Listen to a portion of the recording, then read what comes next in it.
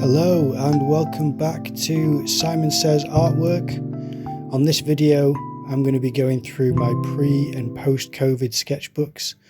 Now I say post-Covid, it's pretty much mid-Covid. I don't even know if it's mid-Covid, it's just, this one is pre-Covid. So this was from 2019, a little sketchbook that I started making. This was the lobby of a hotel where I had to do a course after getting driving tickets for, speeding. That was the inside of a greenhouse that I was using as a studio at the time. And this next page, this double page, was St. Mary's Chapel, which I visited, that's on a farm. This is a sextant that I drew in Conte sketching crayons and then added water. I kind of etched the first part in, so that's the two dates on either side. This is a bit of fake papyrus that I got when I was young, visiting Tunisia. And I cut that out and stapled it into the sketchbook. And then when I came back that evening from a visit to Finner Park Gallery, I drew a houseplant next to a radiator. This is an artist that I know she was drawing in preparation for a painting.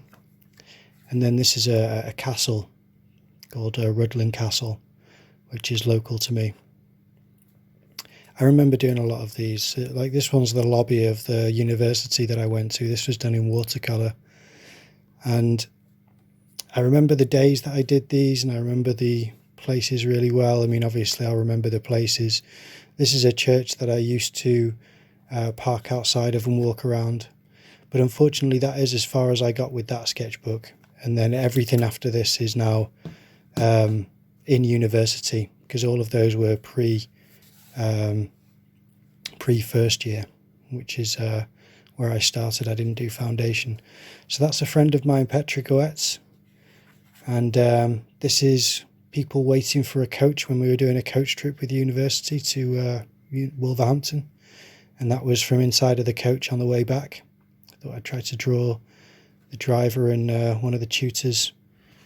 And then this is a couple of people, one from university and one a friend of mine, and then there was some studies on 3D form and also picture plane studies. And this is the 3D blocks again on the left hand side. It was hollow cubes that a tutor would get us to do. And then just to show that I understood perspective, I did a sketch of that was the art shop. And it looks empty there, but it's just because of how I've drawn it. It was actually full of bits and bobs. I did have a lot of portrait drawing class at the time. It was being held just a couple of streets away from me, so there'll be a lot of just portraits. This isn't from the portrait drawing class, that's just drawing from imagination, which I do a lot of in ink, and I tried to do the same in pencil, but I was never as successful with pencil. That's more picture plane studies. That's basically meaning that I try to study a shop window.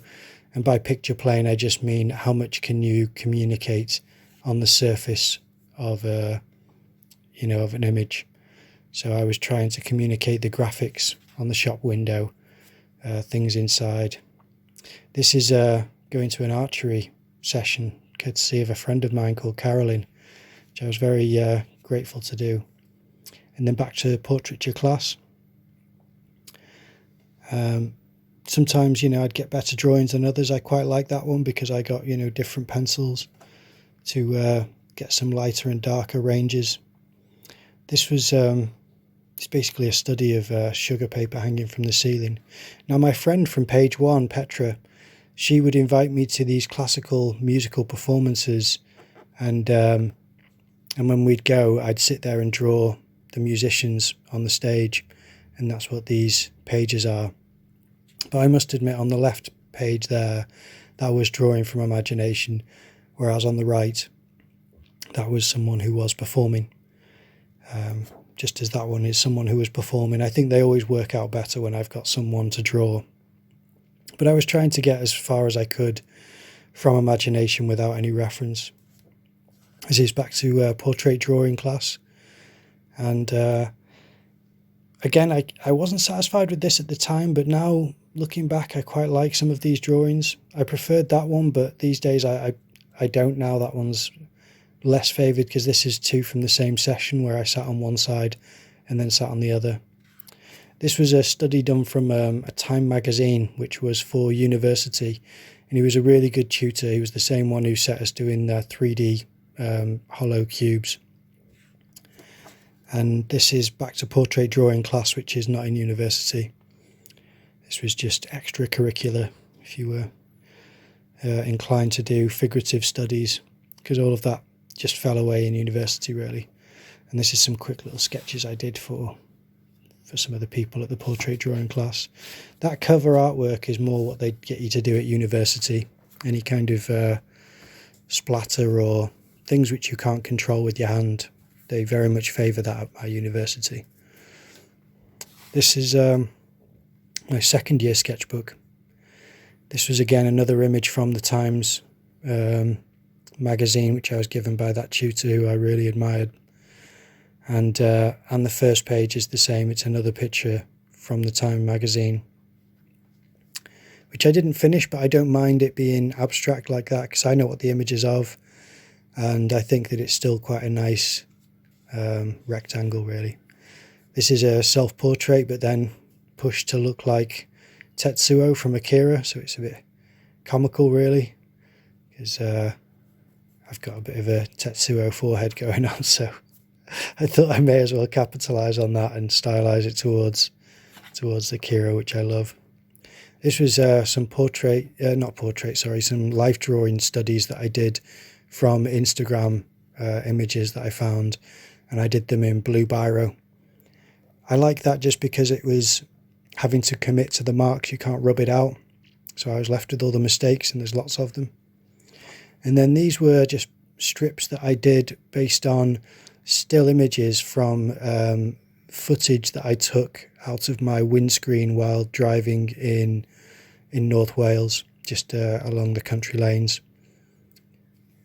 And then this was when I started a life drawing class online, which was more difficult, but it's definitely better than drawing from a photograph.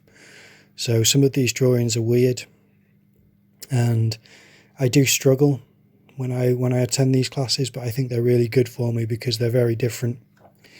And then, none of this was uni work, so this is now turned into more political and cartoonish looking or comic book looking, sketches of ideas. And I started to put our shambles of a prime minister into drawings and just bits of the House of Parliament and bits of characters and just thoughts and ideas, and trying to turn certain public figures into cartoons because they were just making a mess of everything, and then doing a bit of a Transylvanian castle. And then I started messing around with some storyboard ideas. I had big plans of doing a cartoon, which I might still try to do someday. Now this page here is doing the life drawing online, but this was the only time that I did it in ink, which I never do, and I never have done before. And I love ink, so I quite like those drawings just because it's quite bold. On the right hand side, that's just two characters I made up. And then there are some studies of objects and items that I thought could go in the cartoon, bits and pieces that could fit in a kitchen or on a dining room table. Just teapots and cups and milk jugs and milk cartons, and then mobile phones and things. There's some notes on the back there, and then I don't know if you can see this. This is basically inspired by Heinrich Clay, and it was an elephant based on one of his images. But that was my first sketchbook for second year, and because a lot of it isn't uni work, I did supplement it with another sketchbook where there was more university studies in there for some portion of it, but it didn't last long. University was trying to push us all in a direction which I wasn't especially keen on, so I start off this sketchbook with a drawing of from portrait drawing class, and this chap features 3 times in this book, and this is my favourite drawing of him. But that's from portrait drawing classes, which is not part of a university course, and they didn't really like it. This was for university. This was arcade light studies. So I started to focus on unnatural lighting, and I thought arcade lighting was quite interesting because we have arcades here where I live. And so I found some reference images online and just used some coloured pencils, and on this image it was oil pastels, and then I got one from a nightclub, which is kind of similar, but obviously you can see slightly different, just different colouring and obviously a different vibe to the subject. I quite like the bits of the brown and orange at the side. Now this is someone at portrait drawing class wearing chainmail and a crown. So that was quite a nice costume to try and draw and capture. And that's the second image of the model from the first page.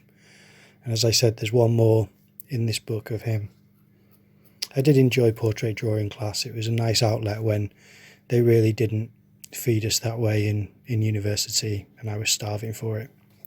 Now this was some studies that I did from a road trip that I took with my friend Petra to a gallery in Manchester.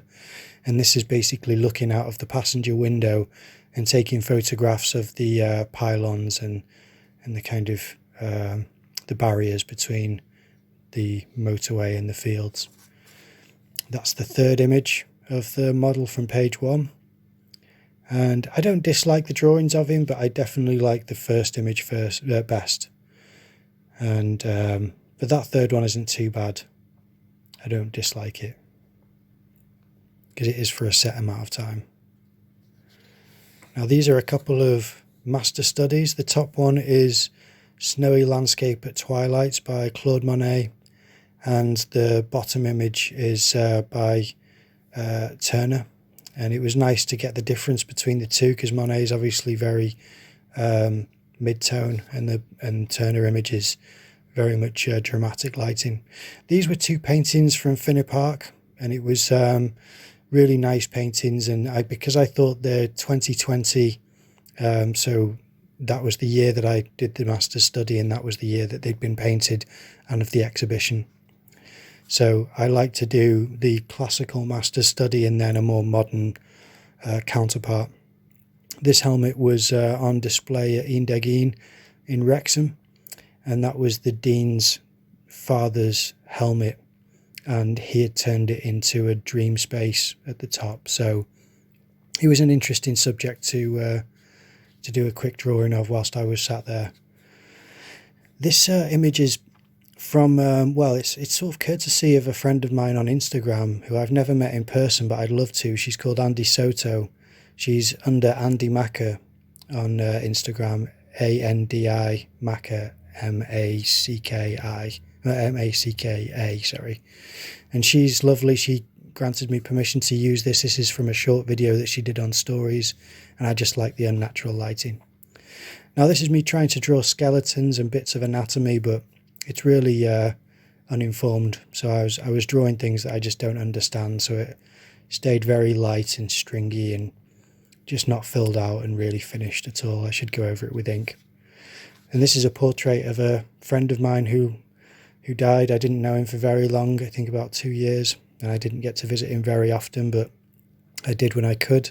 Bernard Willems, Baron Bernard Willems, and he was the one who was the founder of the portrait drawing class. It was actually held at his house or one of his properties.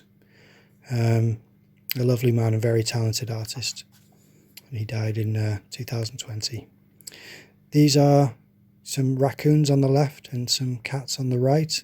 The only one which I know is the one on the right hand side, lower down, is Mona Lisa, which is a cat that I know. The rest are just Instagram images that I found. And these are people in obviously some protective equipment, protective clothing. Now this is university study. This is done of my bedroom because I was isolating. I quite like the bleed through on the other side because I'd done it in purple oil pastel, and then I think I put terps on top and it hadn't worked, but it did bleed through quite nicely in pink. And then this was drawn in ink and painted over with coffee, and that's again just a bedroom light study because the fish tank on the right hand side stayed white and everything else was tinted darker because that's where the light source was from the fish tank.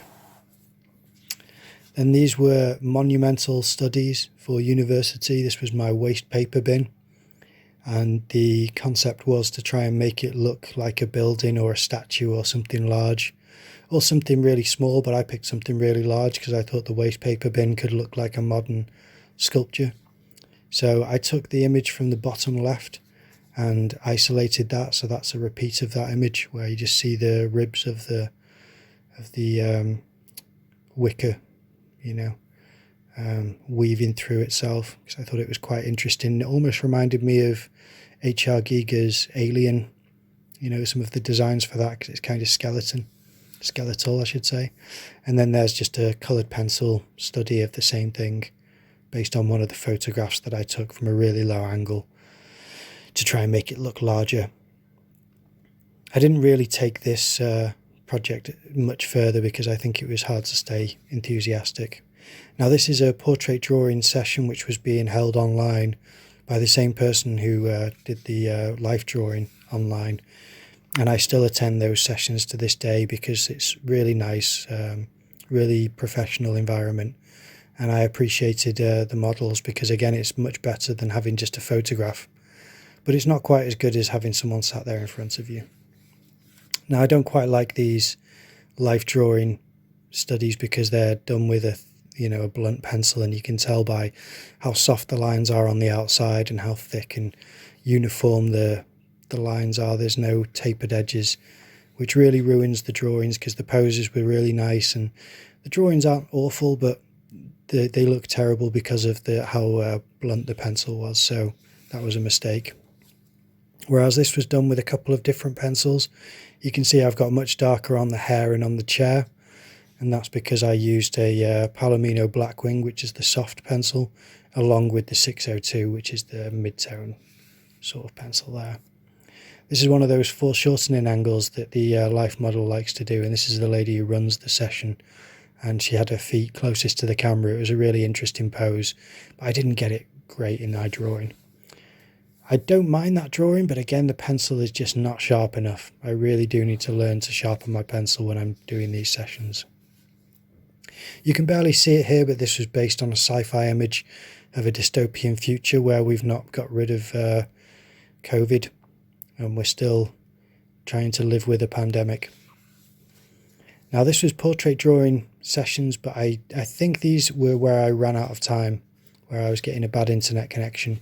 So some of them are less finished than others, and that's a life drawing study there, where I think the computer just kept cutting out, which is why there's less details, and you can make it out just about, but it's very soft. It's not great. I think for some of this I used a mechanical pencil, say for the hair, because you can see that the lines are really quite mechanical. But I don't mind some of those. Those are just 5-minute studies, and I think they're quite nice for gestural poses. And this one's not too bad, but since there's so much lovely detail on the back, I just didn't manage to capture it very well. And I still need to learn that better just to get a better appreciation of what we're looking at. But great poses and positions. So what I really like about it is it's just really good practice to try and stay sharp and get a better understanding of what you're looking at. This was either running out of time or running out of signal. Both were a problem at the time. I didn't draw fast enough and concentrate on the right things.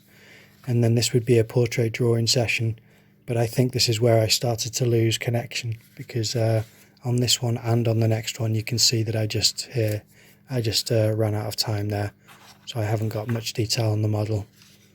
It just the computer just cut out. I had real internet signal problems at the time. Now, I quite like it where we just have the hands or the feet to concentrate on. It shows how little information I can put in there because I really don't understand it. And I don't mind this too much either, because I kept it to line work and didn't add shadow except for underneath the model, and that was a conscious decision I'd made that I still to this day forget to make. Sometimes when you put shadow in, just like in this drawing, it's in there, but it's not quite in there well enough to define the shapes really confidently, where you can get a great appreciation. So some of these drawings I just don't like very much. Now, I don't mind this just because there's no detail on the face and I waste a lot of time on the face, but I should really start to separate my midtones from my shadows and develop that, because that's where I'm weakest, I think. You can see that there's not really much range between the light midtone and the darker midtones. Now, I quite like the houseplant there as well. Bits of environment I do enjoy capturing in a life drawing study, and it's a foreshortened pose. I love foreshortened poses from both angles because it's really fun to do. And even though I'm not getting it quite right, I'm still getting quite a nice image, I think. Is again me trying to do a skeleton, but I just don't know what I'm drawing, so it just turns out so minimal. And that's where you know you don't understand much, is that I can draw to the shapes of hands and I can draw bodies like that, but you can't really see it very well, and I should concentrate on that and draw it again. Now, this is a university study that I did based on a kind of sculpture that I made, but I didn't go very far. And this is supposed to be a page full of thumbnails, and I only got 2 made, or 2 done, I should say. And then it's back to life drawing, where I'm really trying to improve, and instead finding the opposite occurs, where I like the big drawing on the left, which, you know, scrolls over to the right, but the smaller image I don't love because I feel like it's proportionally wrong. It's easily done, and I am trying to get better, but this is where I become frustrated, and you can just see the lines become loose, and I purposely trying to make things look different. I like these 5-minute gestural poses. I sometimes get better drawings using this than I do with the longer poses. And even with this, even though it's wrong, it's a nice gesture. You can see it's slightly caricatured and wrong, but it's still, you know, it's quite charming in its way. This is a great pose that she did, where you don't see much of the body. It's really cropped. And then this one's one of my favourites, which was done with graphite and charcoal blocks. And it just really separates the tone. It made the midtones and the shadows really differentiated, and that's what I need really to get more benefit from the studies that I'm doing. And I don't do that very often. And then here I start to struggle again. Because the feet were cut off, I put them back on separately and did another small study in the top left, but I'm just really struggling. This was a great pose, but I don't love the drawing. The best thing about this, I think, is that even though I rubbed it out, you can see where I originally put the foot. And then I lowered it because it was too high up, and to stretch the leg would have made the leg unnaturally long. So I think I did the right thing by lowering the foot on the wall, and a bit of the environment doesn't hurt. Now, this outline is because I really wasn't in the mood, and I just completely wasted the time for the pose. I think I was just struggling. And then again, I tried to do a portrait instead of doing a life drawing. And that was just out of being fed up and not in the mood and not concentrating correctly. This is really difficult. This one actually worked out okay, even though at the time I was really frustrated and sort of giving up and just drawing lines through things. And it didn't hurt so much in this one, but the next page you can really see that I just wanted to sort of vandalize my own drawing, because I was so frustrated with the situation and the way I was feeling, that it makes it more interesting having these lines scored through different sections. But it wasn't intended to be for any decent reason. It was just out of frustration, just trying to destroy what I'd done, just out of the hatred for the emotion that I was being hostage by, held hostage in. Now, this is more my comfort zone, which is drawing with ink. It's with drying marker pens, and it's of 4 objects that I was using as a still life, and I had those on my little wooden table. And the marker pen that I used to do the background has a lovely blue tint to it, which is really nice, and I quite like the reflections on the wooden table, so that worked out well. This was drawn with a biro, and it's of the events arena in my town, and basically shows the sea and then the mountains behind. It was supposed to be part of a travelogue, but again, it never got developed anywhere. It wasn't a bad project that they tried to set us, but I couldn't develop it properly. There's some bits and bobs of ideas. This is again a travelogue concept, not a travelogue, sorry, travelogue concept, which I never finished. But it's partly marker pen, partly oil pastel and partly acrylic. This is back to life drawing, an odd, sparse, partly shaded, partly abandoned. And then I purposely did a rubbing, which means that I shaded one of the pages further on in the sketchbook so that all of these, which are drawn with charcoal blocks, would have a rubbed image that mirrors the drawing. And I did that purposely afterwards. So I quite like the effect, and I think it really makes the most of the blank page on the left hand side. And that's how I did it, by just taking a pencil and just shading constantly on each page. And then on this page, because it wasn't life drawing, it doesn't work quite as well, but it doesn't really hurt. I can go back over these pages. This was a weird idea. I think it was more of a reverie than anything of an actual figurative thing that I was thinking of, or any concept that I was trying to develop.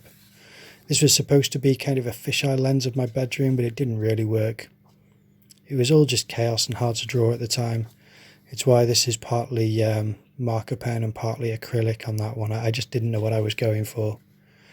But on this same book here, this image is of a plate of food from above, and since then I've painted that.